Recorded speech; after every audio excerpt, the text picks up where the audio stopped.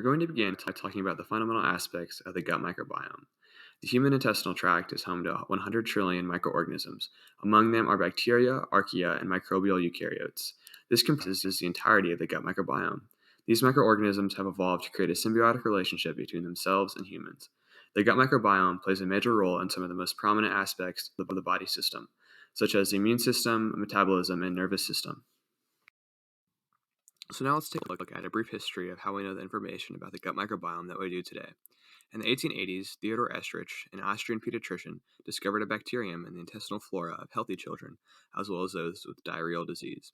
This was a groundbreaking discovery for the era. Over the following decades, several other bacterial species were discovered in the oral, digestive, urinary, and respiratory tracts. Then, in 2001, the term microbiome was coined by Letterberg and McCrae in their well-known paper. Our microbiome is first introduced to us at birth, where we come into contact with the bacteria in our mother's vaginal canal or with the bacteria in our mother's skin if you're a C-section baby. No two people share the exact same gut microbiome, which makes it unique to each person. There are so many environmental factors that play a role in our gut microbiome, such as genetics, rate of exercise, diet, and even aging over time. Scientists are constantly trying to figure out new things about our bodies, such as how to positively impact our gut microbiome. Genetics has been studied and many experiments have been conducted to figure out if genetics has an impact on our gut microbiome. An article by Frontiers discusses an experiment by Turnbow in 2009, and they found that with a pair of twins, that their microbes in their fecal matter had few differences, but by the time they were one, they shared many of the same microbiota. This article also states host genetics seem to play a role in the composition of an individual's gut microbiome at the initial stage of life, but later environmental factors become a major determinant, so we know that genetics has some effect, but most early on in life.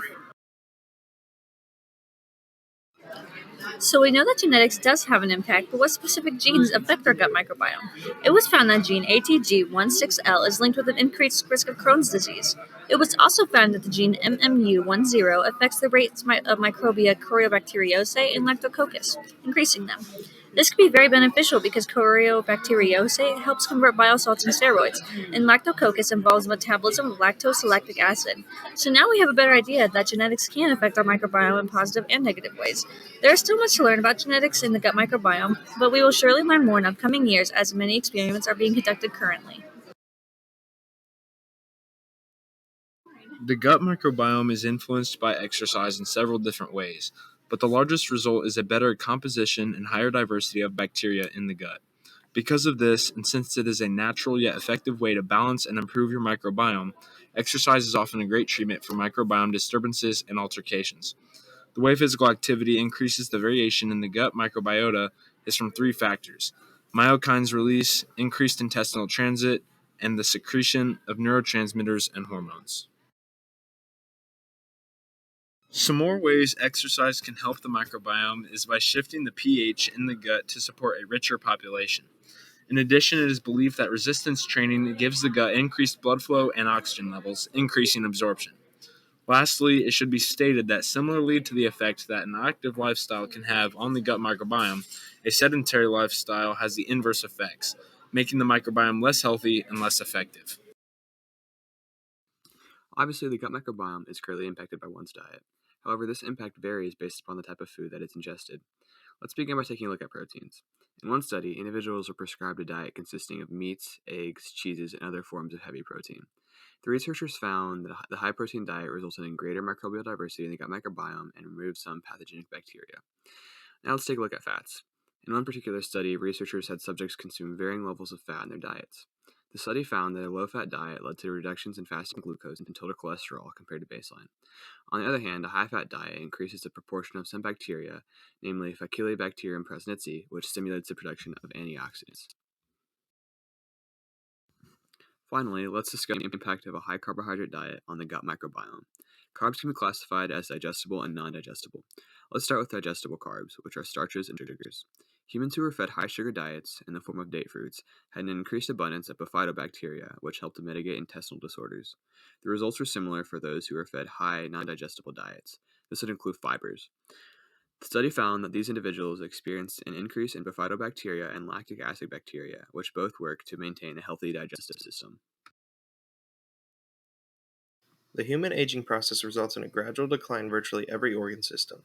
The gut microbiome is mainly affected due to changes in composition and stability of the gut microbiota as one ages. It has been found that naturally, the gut microbiome's diversity of bacteria will decline as one ages, which contributes to the instability found in older individuals. As people age, they use more antibiotics and greatly alter the diet they may have had when they were younger. These two things can result in serious depletion of beneficial components in the gut microbiome. Older people's bodies will become dependent on antibiotics rather than having microbiota fight off pathogens, which overall kills the important microbiota inside of the gut microbiome. As one ages, it is natural that their diet will continually change. This change in nutrient intake could contribute to late life dysbiosis.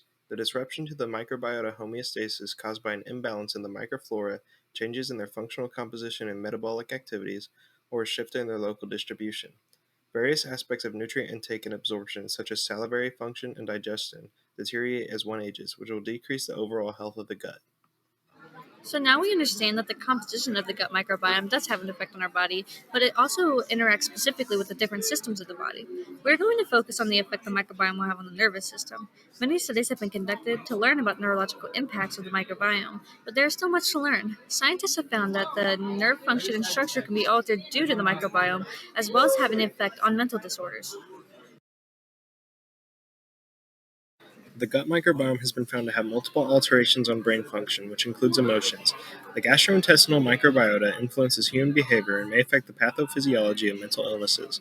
The microbiota has the potential to affect neuronal function directly or indirectly through vitamins, neurotransmitters, and neuroactive microbial metabolites. Different species of gut bacteria can affect the brain in different ways. As seen in an experiment with mice, the mice with the pathogen Citrobacter rodentium exhibited anxiety-like behavior. This shows how getting rid of certain bacteria in the gut microbiome can cause different emotions. Overall, bacteria in the gut is crucial in exhibiting or prohibiting different emotions such as depression, anxiety, and social avoidance. There are several hypotheses and possible ways that the gut microbiome can impact mental disorders. One of these is that a bad balance in the microbiome can lead to increased permeability of the blood-brain barrier, which can lead to said disorders.